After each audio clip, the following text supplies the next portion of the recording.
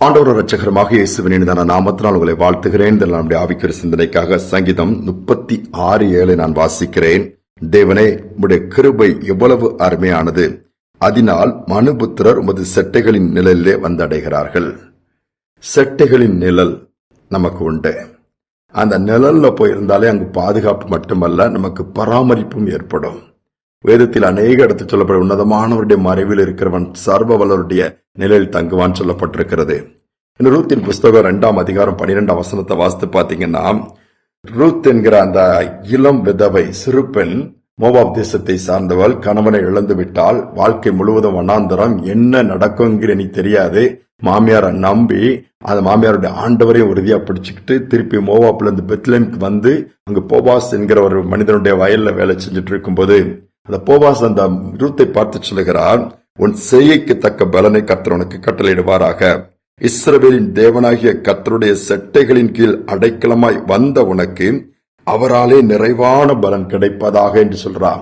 நீ ஆண்டவருடைய நிழலுக்குள்ள வந்திருக்கிறாமா, அவருடைய செட்டைகளுக்குள்ள வந்திருக்கிறா, உன் தேசத்தையே விட்டு ஆண்டவர் பக்கம் திரும்பி வந்திருக்கிற ஆண்டவர் நீ பிடிச்சுக்கிட்டதுனால நிறைவான பலன் அந்த ஆண்டவரால் உனக்கு உண்டாகும். பாருங்க, பட்டுப்போன வாழ்க்கை, நம்பிக்கை இழந்த வாழ்க்கை, எதிர்காலம் கேள்விக்குறி, எல்லாம் போச்சுது. ஆனா அடுத்து என்ன நடக்குங்கிறது தெரியாது. ஆனாலும் அந்த நகோமியின் தன் மாமியாருடைய தேவனை நம்பி இந்த இடத்துக்கு வருகிறாங்க. நடந்தது என்ன தெரியுமா? கர்த்தருடைய வாழ்க்கையை கட்டி எழுப்புகிறார். மீண்டும் ஒரு வாழ்க்கை அவளுக்கு உண்டாகிறது. அந்த சந்தையில தான் இயேசு பிறக்கிறார். யோசித்து பாருங்கள். இதுதான் காட்ஸ் ஆண்டவருடைய பெரிதான நடத்துதல். அவருடைய நிழலுக்குள்ள வந்துட்டா அங்க சுகம் இருக்கும், ஆறுதல் இருக்கும், நிம்மதி இருக்கும். நீங்க மனிதர்கள் மற்ற மனிதருடைய நிழலை தேடி ஓடுறாங்க. உதவி செய்ய மாட்டாங்களா, தயவு பாராட்ட மாட்டாங்களா, ஏதாவது நம்மளை கண்ணோக்கி பார்க்க மாட்டாங்களா? மனிதருடைய தயவை நாடி ஓடாதுங்க. தயவு தேவைதான். ஆண்டோடைய கண்கள்ல இரக்கம், தயவு, கிருபை கிடைச்சிட்டாலே மனிதருடைய கண்களில் தானாகவே தயவு கிடைக்க ஆரம்பிச்சிடும்.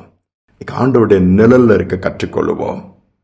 கோடை வெயில் அடிக்கிறது வேகமா. பாலைவன பகுதி எல்லாம் காஞ்சி போன பகுதியில 2 மான்கள், ஒரு ஆண்மான் ஒரு பெண்மான். தண்ணியும் கிடைக்கல, நிழலும் கிடையாது. இது அலைந்து தேடி திரிகிறது. எங்கேயாவது கொஞ்சம் ஒரு நிழல் கிடைக்குமான நிழல் இல்லை. அப்படியே போயிட்டு இருக்குது. எங்கேயாவது நிழல்ல ஒதுங்கலாம். சூரியன் அஸ்தமிக்கும் போது தானே வெயில் குறையும். ஆனால் அந்த வெயில தாண்டணுமேன்னு சொல்லி தவிச்சுட்டு அங்கங்க போகும்போது பெண்மானால அதுக்கு வேற நடக்கவே முடியல. என்ன செய்ய தத்தளிக்குது. உடனே ஆண்மான் என்ன செய்தான், நின்னுச்சான். நின்ன உடனே அதனுடைய நிழல் கீழே விழுந்தது. அந்த நிழல் அந்த பெண்மான் இலைப்பாறுதல் பெற்றுக்குச்சா. அதில் உட்கார்ந்து அப்படியே அந்த நிழல்ல கொஞ்ச நேரம் தங்கி ஓய்வு எடுத்துதான். இதுதான் அந்த கதை சொல்லுகிறது. பாருங்கள், அந்த ஆண்மானுடைய நிழல் அந்த பெண்மான்களுடைய ஜீவனை அந்த இடத்துல காத்துது. அதே போலதான் சிலுவை நிழல் நமக்கு உண்டு. பக்தன் அழகா எழுதியிருக்கிறான், சிலுவை நிழலில் அனுதினம் அடியான் சாய்ந்து இலை பாரிடுவேன் சொன்னது போல ஆண்டவர் தான் நமக்கு நிழலாக இருக்கிறார். வலது பக்கத்திலே நிழலா இருக்கிறார்.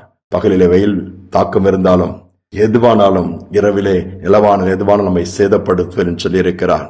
அந்த ஆண்டோடைய நிழலை விட்டு தூர போகாதபடி அந்த நிழலே தங்கியிருப்போம். அதுதான் நிரந்தர நன்மை நமக்கு கொண்டு வரும்.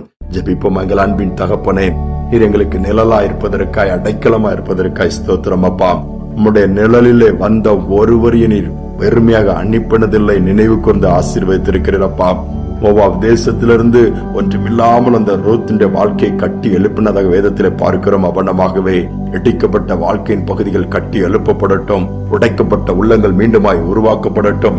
நம்பிக்கை இழந்த பிள்ளைகளுக்கு மீண்டுமாய் நம்பிக்கை உண்டாகட்டும். இந்த நாள்ல ஒரு பெரிய தைரியத்தை கொடுங்கப்பா.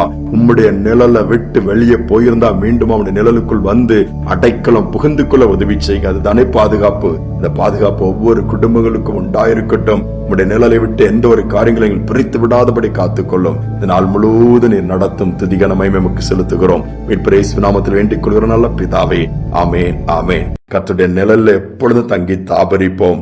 அவர்தான் நமக்கு எல்லாமாக இருந்து நம்மை பாதுகாப்பா. அந்த சிந்தனையோடு இந்த நாளை தொடருவோம். மீண்டுமாய் நாளை தினம் சந்திப்போம்.